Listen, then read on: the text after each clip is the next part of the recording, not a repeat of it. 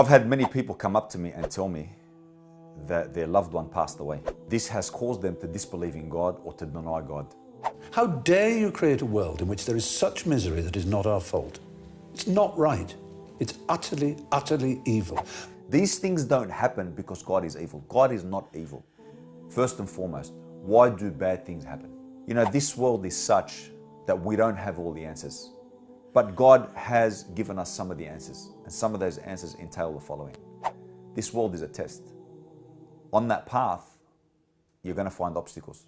And on that path, you're going to find things that are difficult. But God says, in that difficulty that you endure, know that I am with you. If we can understand that, then we've reached some way into understanding this component which has driven many people away from faith. And number two, that those hardships that a person endures will not go unrewarded. And you will see that on the day of judgment, for your patience and for your enduring those difficulties with patience, God will reward you immensely.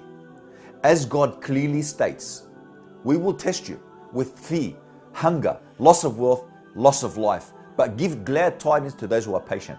So the evil that people experience, or the suffering that people experience, it's a temporary suffering.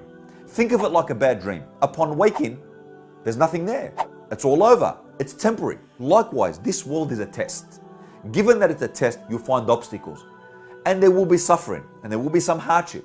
But at the end of it, there is a great reward waiting for those who have suffered.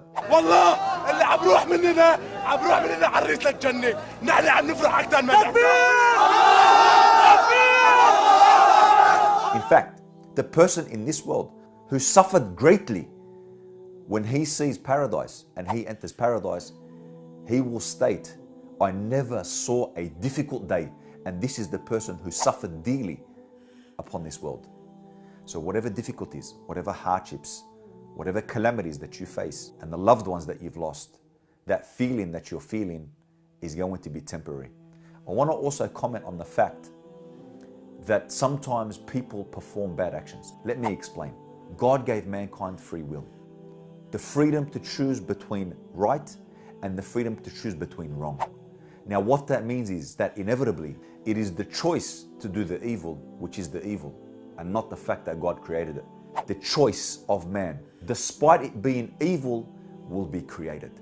But this does not mean that God is happy with that decision. It does not mean that He's pleased with that decision. But because God has given him the choice, He has created and given that choice an external manifestation. But that doesn't mean that there isn't a plan or wisdom to the actual fact or thing that occurred. One great scholar said we are like an ant on a big, great rug. That ant can't see the entirety of that rug.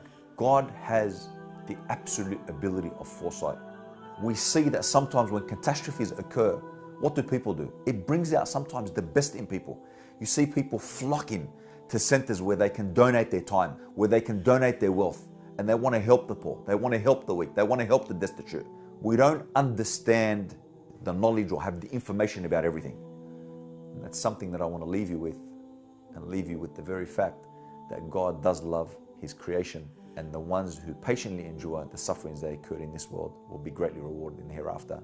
It's part and parcel of the test that God has given His creation. Wa akhiru da'wana alhamdulillahi rabbil alamin.